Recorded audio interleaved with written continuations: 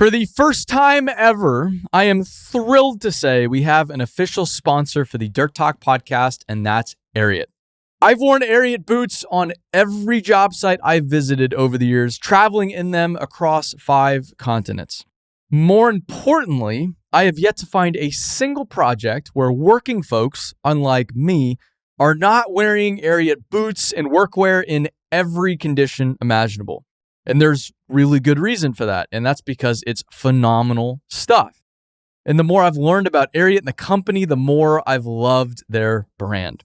So with this, Ariat is offering any Dirt Talk listener 10% off their next Ariat order at ariat.com/dirttalk. That's 10% off boots, jeans, and workwear at ariat.com/dirttalk or at the link in this episode's description. With that, let's get to the show.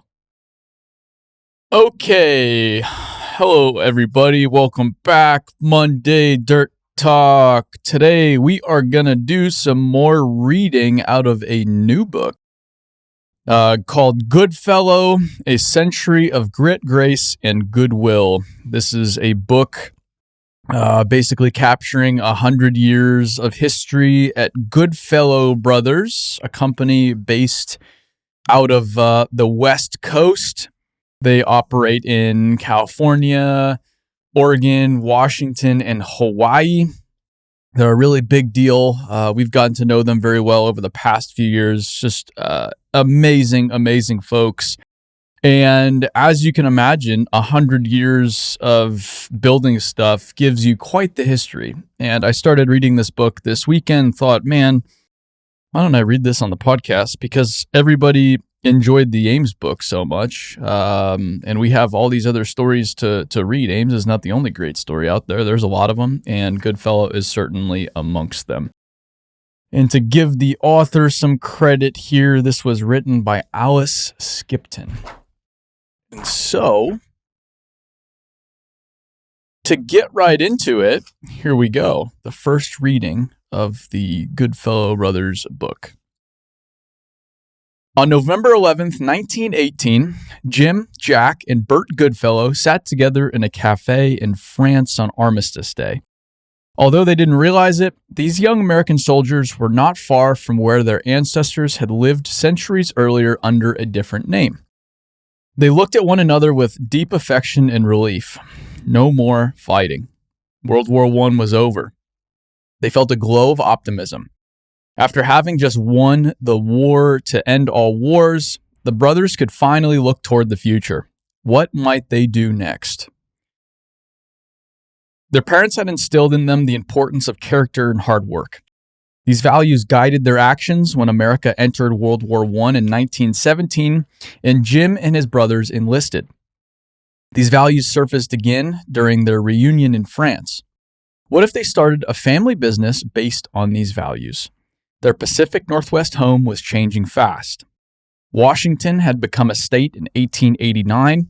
The railroads were giving way to the automobile. Hydroelectric power had been lighting up homes in Seattle since 1905, and there was work to be done, much of it in construction. If they focused on what their parents had taught them about a strong work ethic, treating people well, and serving their community, they thought they had what it took to make a go of it. Why not start a construction company and help build their nation? Even with such good intentions and an obvious need, with no equipment, money, or expertise, their plan seemed out of reach. So Jim, Jack, and Bert went their own ways to pursue the experiences that would prepare them to meet their future. For Jack and Bert, that included finance and business. For Jim, it meant gaining civil engineering experience and relationships. That's how Jim Goodfellow came to be riding cheerfully along, passenger to the district engineer for the eastern side of the state of Washington in the spring of 1919.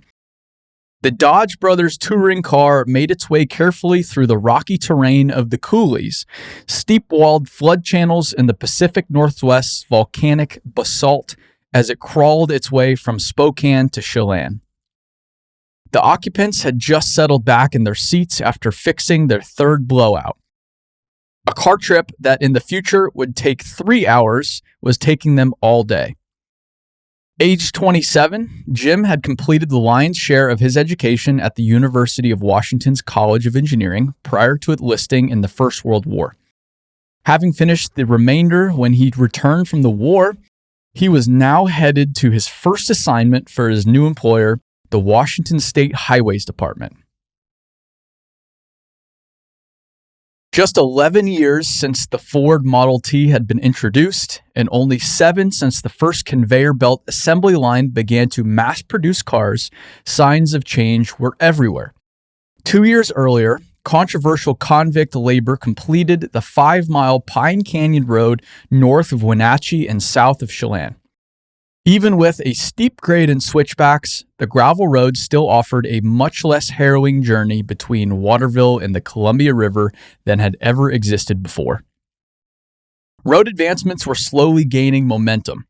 In 1911, Governor Hay signed the Permanent Highway Act, creating a state fund to build hard-surfaced roads connecting centers of commerce. Experiments with concrete road surfaces followed, and by 1917, the Wenatchee District had several. While road technology continued to advance, it would be another decade before gravel roads would be oiled to prevent dust, and longer still before those cheaper and relatively well-performing gravel roads would give way to more durable concrete. Jim and his boss were on neither concrete nor gravel, but wheel tracks. Jim noted, when the ruts would get too deep to straddle, you would just move over and start another set of ruts. This huge need for infrastructure was one of the reasons why starting a construction company had sounded like a great idea when the Goodfellow brothers had celebrated together in France following World War I. When they finally arrived at their destination, Jim's task was to help set the location for a new road from Chelan Falls to Chelan, moving it from the south side of the river to the north. After he successfully completed that job, the department sent him to Harrington, one of the biggest producers of wheat in the country. The railroad town had about 900 people, hotels, the Portland Milling Company, a 2-room schoolhouse, a bank building with city offices, 4 general stores, and even an opera house. Checking into his hotel, Jim carried a turkey on his back, what most engineers of the day favored over a bag, a precursor to the convenient and comfortable backpacks of the future. Jim preferred it because you never knew just what accommodations were going to have, and it was amazing what you could pack into it.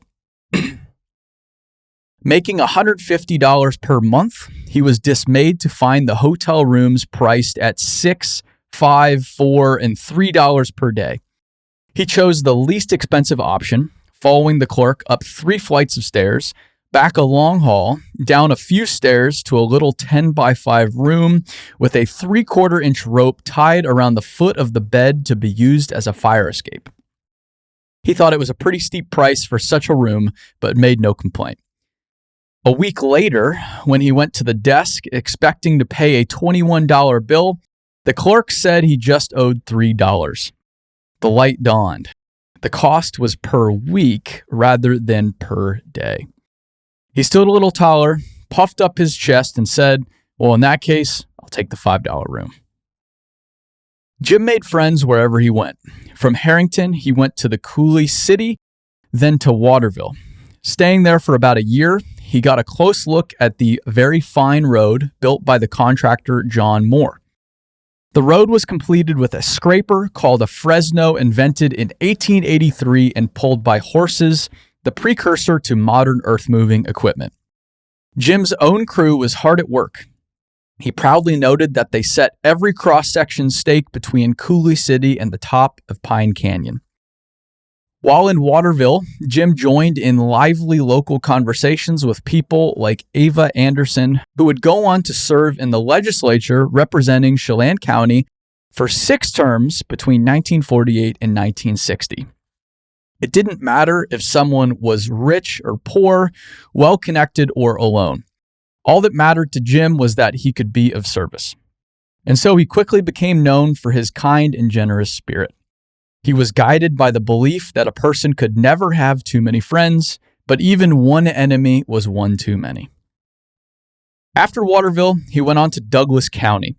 During that time, he oversaw farm-to-market road work, funded by bonds and intended to give soldiers a livelihood as they returned from the war. From Withrow to Bridgeport and Mansfield to Lehigh, these jobs involved grading and gravel surfacing. While washboarding ridges and road dust would continue for some time, the roads provided critical infrastructure for growing communities. Inspired by the difference such construction could make, and with more experience and connections, Jim left his job with the state and in late 1920 submitted a bid as a subcontractor on the Spokane Road project. He was soon joined by his brothers, Jack and Bert. They settled in the small agricultural community of Wenatchee, not so different from the town of their ancestors in Scotland. There, in 1921, they formed a partnership. Together, they began the arduous task of building a community that lived the small-town values of caring for one another, putting family first, and acting with integrity.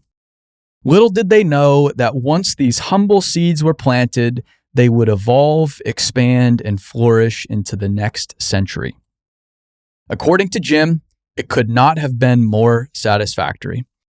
Goodfellow Brothers was born. Goodfellow Brothers' first contract, the Spokane Road project, required a camp and a cookhouse for 40 workers. This started the tradition of hiring the best cook they could find. Jim knew from his military service, if you take good care of people, they'll take good care of you. The cook was fearless, too. When Jim went to check in with her to see if he could get anything for her in town, he tried to ignore the giant bull snake coming out from under the stove because he didn't want her to quit. But she simply said, "Don't get nervous, Mr. Goodfellow. I keep 2 of them around to get rid of mice." In addition to good food, they wanted to make sure their employees had what they needed to succeed on and off the job. Many were Italian and Greek immigrants hoping to get citizenship papers, so Jim and his brothers ran a small night school to help them study for the test. This would continue on other jobs and reflected the early commitment Goodfellow Brothers had to their people. At one point, an employee came to Jim looking for another kind of support. In his Italian accent, he asked if Jim would write a love letter to his girlfriend in Chelan. After writing several such notes, Jim figured they must have been good because the man asked for a couple of days off to go get married. Jim was pleased to attend the wedding. Some years later, the couple's son would be named top orator at Wenatchee High School, and Jim was in the audience to watch him graduate. From day one, those were the kinds of relationships and moments that truly mattered to Jim and his brothers. Even though they still had a lot to learn in the very challenging business, they knew people were the bottom line. It's a good thing they did too, because otherwise they would have never survived. From the very start, problems had a way of stacking up.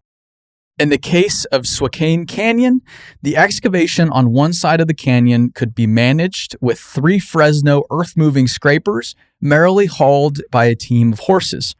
On the other side, it was a different story. Here they had 12 men making twice the going rate, drilling by hand and painstakingly moving the earth by pick and shovel. Sometimes Jim wondered if they would make it through, especially in the face of such costly challenges. In fact, this project was so expensive and the company so new to construction that one Friday afternoon, Jim couldn't make payroll. With a knot of dread in his middle, he drove out to the job site in the 1911 Ford touring car used to scope out new potential work and gathered everyone around. "The checks haven't come in. We don't have the money yet," he told them, "but we'll take care of you and see that you get paid as soon as we can." The men looked at him. After only a short time, they thought of their employer as Gentleman Jim, a man with a kind word for everyone, who always found something to compliment. He wanted them to succeed at work and in life.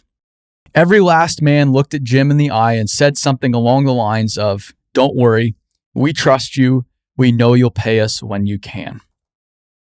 They went back to work without losing a moment. Jim swallowed a lump in his throat and felt sincere gratitude for those hardworking people. Because of their faith and loyalty, Goodfellow Brothers successfully completed its first job and was able to move to the next.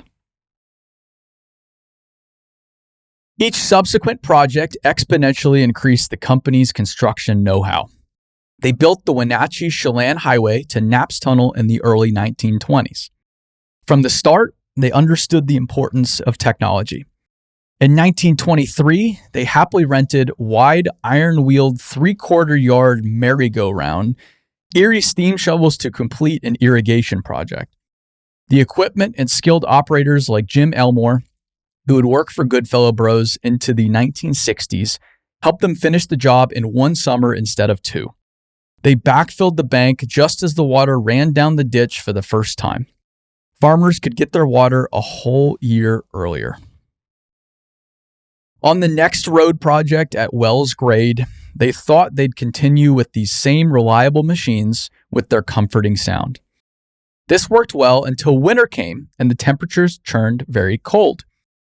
To run one of these shovels for 8 hours, they kept an enormous fire going and burned 1 whole ton of briquettes, a new fuel patented by a chemist in Oregon the year before. They pumped water from the river, ran the pipe through the Great Northern Culvert, and still needed to blow the wine out with steam to keep it from freezing. After that, they decided to make the switch to gas and diesel. All the families in the area knew one another, and it was around this time that Jim met Ruth Chittenden, a young school teacher in Kashmir. 8 years his junior, she soon started dating the eligible bachelor. In the early summer of a busy 1925, as Goodfellow Brothers worked on the road on the west side of the Wenatchee River from Dryden to Kashmir, the two married. The following spring, he and Ruth had a son, James Burwell Goodfellow Jr. At the same time, Goodfellow Brothers worked on the Lakeshore Highway job as Lake Chelan Dam was built with. At the same time, Goodfellow Brothers worked on the Lakeshore Highway job as Lake Chelan Dam was built nearby with shovels, trucks, and air-driven jackhammers. It was then that Jim Sr. started to understand how relentlessly challenging the construction industry can be. And the worst part was being away from your family so much. With the support of Ruth, Jim Sr. continued to work steadily, getting the Lake Chelan Road relocation project. During those years, he purchased property nearby. Before they built their home, Ruth and little Jim lived on the land in a tent. Jim Sr. took nothing for granted. He appreciated his wife's sacrifices and knew the success of any construction firm depends a great deal on the little lady who keeps the home while you are away. His little lady was both forceful and strong. Intelligent and a great reader, she would be active in politics and her community, ensuring that everyone down to the last grandchild represented the family well. While the fundamental principles of moving materials didn't change much over the years, the arrival of the bulldozer marked a huge opportunity. Jim Sr. heralded this piece of equipment as the most revolutionary development in road building. He felt that without its abilities for grubbing, to move dirt, to level up the pit for the shovel, to push scrapers, to smooth out the dump, to pull trucks out when they are stuck, you'd be out of business. On December 31st, 1928, the company had grown such that the brothers filed Goodfellow Brothers Articles of Incorporation. The following day, on January 1st, 1929, they had their first stockholder and trustee meeting with Jack serving as chairman and president, Bert as vice president, and Jim Jr. as secretary. Later that year, the company landed the Washington State Highways Department's largest rock job and Goodfellow Brothers' biggest job to date, the Vantage Ferry excavation. Over the next few years, little Jim Jr. grew old enough to go with his dad on horseback to scout out new potential work. In 1929, the company started work on the original Rock Island Dam foundations and the railroad and highway relocations. He was nearly 7 when his brother Robert was born in 1932 and busy absorbing the tireless enthusiasm of his father. He saw his love for their hometown of Wenatchee, the construction business, and his many friends. Jim Jr. couldn't help but be swept up in the bold entrepreneurialism which drove his dad and his uncles and continually pushed them toward the next big opportunity. In 1933, when many companies were shutting their doors after the onset of the Great Depression, Goodfellow Brothers was hired to work on the first excavation of the Grand Coulee Dam. Although they didn't know exactly where it would lead, they were proud to be moving their country toward a more prosperous future. One of the largest dams in the world, Grand Coulee would become the largest producer of electricity in the United States. Luck didn't get them there, though. Although they did feel fortunate to have such a large project when times were difficult and work was scarce. They got the work because after being in business for 12 years and having the people, equipment, and experience required, they also continually put their best foot forward and those around them noticed. Their first day on the job, they gathered around the tar-papered office. They knew this was no ordinary day, so they had a photograph taken. 3 Goodfellows, their bookkeeper, and their trusty foreman, Mike Gilmore, stood still and smiled. They were the first contractor tasked with moving 2 million cubic yards of material, all the overburden on the west side of the river. A ceremony with dignitaries had happened earlier that year. But on this first day of work, beyond the commemorative photo, there was no fanfare when their steam shovel bit into the earth. As usual, everyone was on a tight timeline. Starting on January 1st, 1934, the contractors working on the excavation had 150 days to complete the task. Beyond that time frame, there would be a $1,000 per day penalty assigned. Goodfellow Brothers worked fast, once setting a project record of moving 18,790 cubic yards of earth in one day. An even scarier challenge of the job was the potential for landslides. One morning at 10 o'clock, 1 million yards of earth came down the hillside, burying a couple of tractors. Men jumped over the cracks opening up in the ground, and a 50-ton power shovel surged some 35 feet up into the air. Amazingly, no one was hurt. Although the slide had many adverse impacts on the job, it did not keep Goodfellow Brothers from its excavation schedule on the abutments. By 11 o'clock, the steam shovel was back to work. From the moment the project started, the next generation looked on. Jim Jr., a small figure with a wide-brimmed hat, sat on foreman Mike Gilmore's steady horse, Mac. The deafening hiss and clank of the steam shovel and other modern machinery didn't bother Mac. The horse had seen a lot of construction for the past 3 years on every road job contracted by Goodfellow Brothers during that time. Boy and horse seemed to form a bridge across time, a link to a previous era where the original teamsters were the men taking care of the horses, which hauled the earth-moving equipment. And the railroad foremen, called riding horses, traveled along miles of rail to inspect the work. Riding the only horse left out there, Jim Jr. would help see Goodfellow Brothers through the 20th century. Even if you weren't a young boy, the excavation work at Grand Coulee Dam was impressive. 20 trucks and 6 shovels worked the hillside. Jim Jr. particularly enjoyed watching the gigantic conveyor belt moving the dirt away from the job site. At mealtimes, the little guy joined the long line of burly construction workers heading to the mess hall. He even tagged along to the nearby bar. There, he could barely see over the rail to the job site. Jim Jr. would be a young man when the first water flowed over the dam spillway on June 1st, 1942, and Goodfellow Brothers' role would become history. And before moving on, some Grand Coulee Dam facts and figures. The dam had provided work for more than 12,000 people. Dam laborers earned 85 cents per hour, while skilled workers received up to $1.20 per hour. Common excavation on the project totaled over 38 million cubic yards. The conveyor belt used to haul away rock and debris was 2 miles long. The amount of concrete in the dam totals nearly 12 million cubic yards. The dam contains 9,500 tons of steel. Crucial for winning World War II, power generated from the dam helped the U.S. build 60,000 aluminum planes. Each year, the dam irrigates 670,000 acres of farmland, and each year, the dam provides 11 states with 21 billion kilowatt hours of electricity. Pretty big deal. Up until the 1940s, Goodfellow Brothers was a truck and shovel operation because the jobs around Wenatchee over those years had consisted of heavy rock work. 2 years after completing the construction of the Leavenworth National Fish Hatchery in 1940, the company brought on more and different equipment to expand operations. This included purchasing D8 Caterpillars and Letourneau scrapers, as well as forgotten scraper lines like Woolridge and LaPlante Choate. I don't know what that is. As well as forgotten scraper lines like Woolridge. But at the time, Jim Sr. described it as all very modern.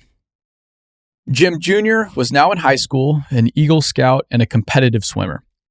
In 1943, he graduated from Wenatchee High School and began working for Goodfellow Brothers as a laborer on a sewer job at White Salmon. There, he laid pipe and fine-graded the bottom of the trench. When he went on to junior college, he spent his summers working for Goodfellow Brothers as a superintendent. In 1944, he enlisted in the Navy, completing his 2-year service in Guam as an avionics engineer. From there, he went to Pulnam and enrolled in Washington State University, later transferring to the University of Arizona, where he met a young woman, Nancy Brown, from Indiana. She had spotted him and asked to be introduced to the good-looking swimmer. It wasn't long before he started writing home about her, and his mother, Ruth, sent Jim Sr. to meet her. Like his son, Jim Sr. made a good impression on Nancy. She found him to be a wonderful, kind gentleman, stately with a good sense of humor. On Jim Sr.'s part, she must have passed muster because she and Jim Jr. continued to date and made plans to marry after graduation. On one visit to Wenatchee before the wedding, Jim Jr. and his dad took Nancy out driving to look at some new potential Goodfellow Brothers jobs. Jim Jr. assigned her a task she enjoyed, to watch for pheasants so they could hunt along the way. She appreciated that both father and son were always ready for some fun. In the future, her parents would come to appreciate this family. Both sets of parents even had the same names, Ruth and Jim, and would enjoy one another immensely during family visits with their daughter. Nancy married Jim Jr. on February 2nd, 1951, in her hometown of Newcastle, Indiana, and they settled in Wenatchee. Jim Jr. officially joined the family business full-time. Just before Christmas, the couple welcomed their first child, James Stephen Goodfellow. And it wasn't long before Nancy realized she'd signed up for more than pheasant spotting. Even before they got married, Jim Jr. had warned her that most of the time they might do pretty well, but there would be ups and downs. One day, they might be fine, and the next, completely broke. His father had drilled it into him with the repeating refrain, "You can be feasting on chicken one day and feathers on the next." Not only that, but she better be ready to pack her suitcase and go wherever the work might take him, or to be at home alone during the jobs where she couldn't go along. When Jim Jr. worked on the Kingston, Idaho Road to Smelterville project, she and 1-year-old Steve joined him. In those days, the American West continued to feel like an untamed outpost. Her new home in Smelterville, named after the complex that processed silver, lead, zinc, and other metals on the nearby Bunker Hill, didn't have much to recommend it. The smoky gray mining operation would eventually stretch the entire 3.5 miles to the neighboring town of Kellogg. It would leave behind a massive Superfund site when it closed in 1982. In 1953, Nancy found bedbugs at their little apartment above the Nickerson Brothers garage and, in desperation, resorted to having baby Steve sleep in the bathtub. She took it all in stride, processing payroll monthly for the men on the job. Their apartment had one of the only few telephones in the area. The state prohibited alcohol, so she found herself using the phone to warn people about officials on the way so they could hide their liquor. She appreciated the friendly little community with its mechanic shop, antique store, bar, and gas station. Their social life included dinner at the bar or going up the road to a restaurant in nearby Osborne. But they generally waited for a salesman coming through town to take them out for that kind of splurge. She appreciated the kindness and company of the men working with her husband on the job site. While they seemed rough and rugged, she knew them differently. She and young Steve often joined them for dinner, and she saw their big hearts as they made sure she was doing all right.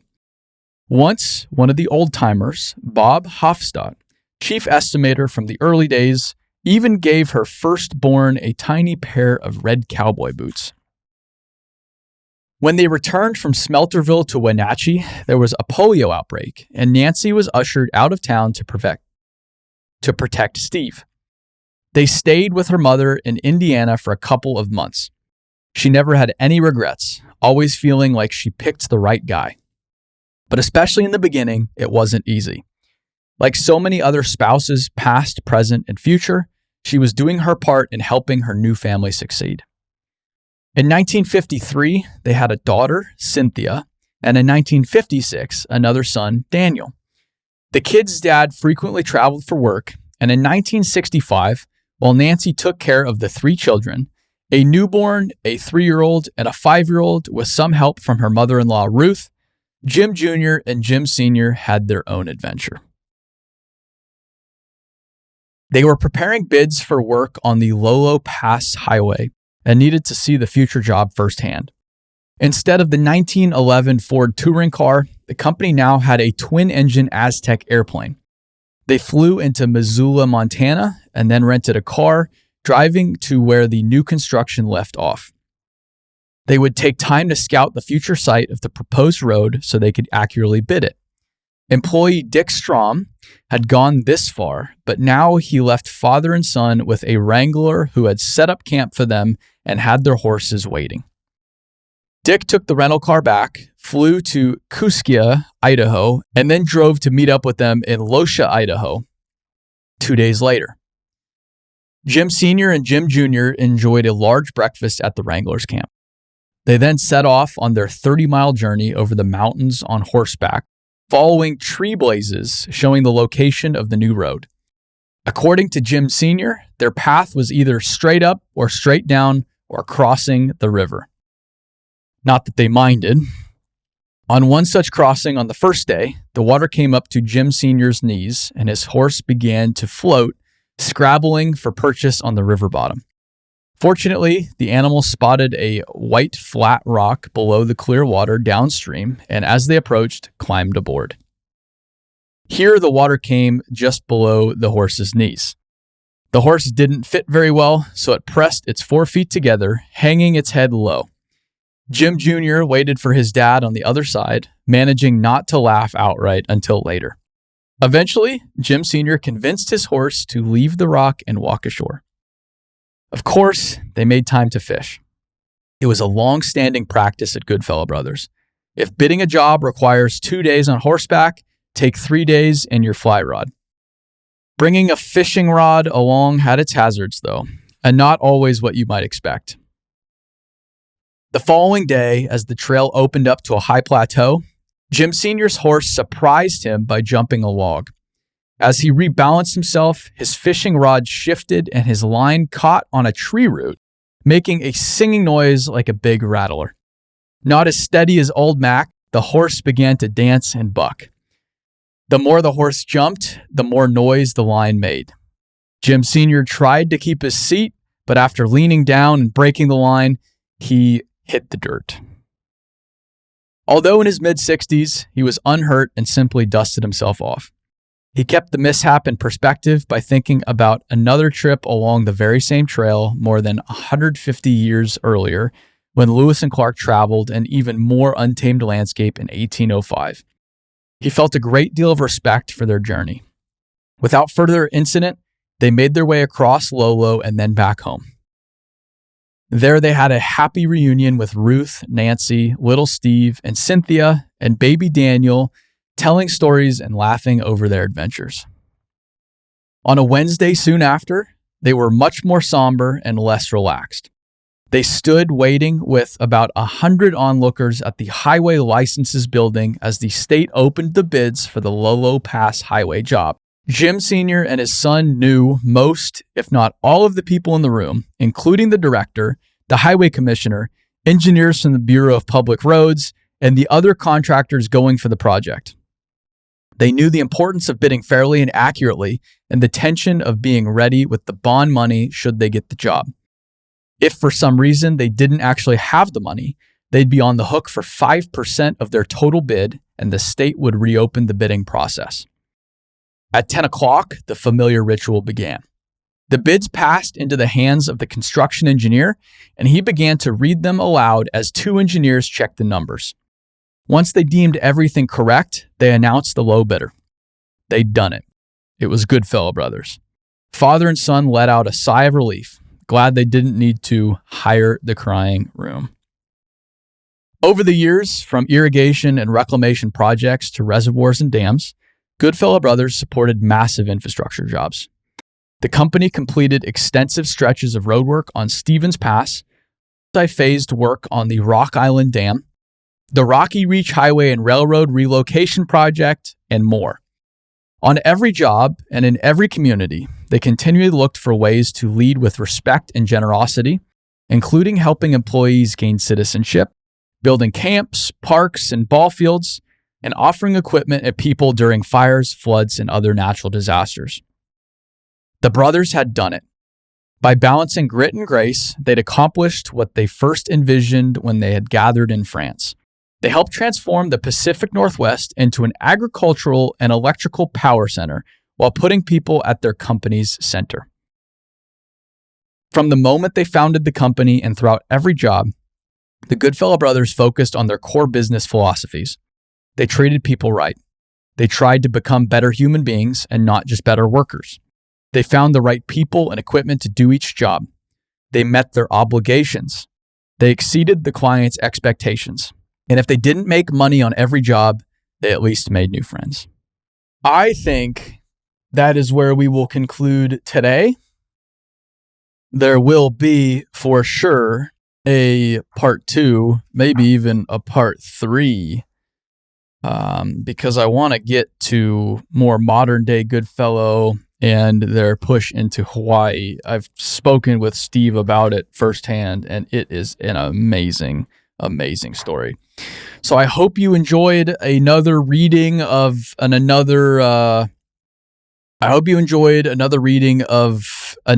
incredible dirt world story. Goodfellow brothers, an amazing outfit out of the West Coast, Hawaii.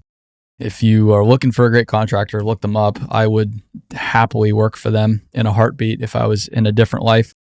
If you have any other stories you want to hear on the podcast or any stories I should look into, give me a shout. dirttalk@billwood.com. Would love to hear from you.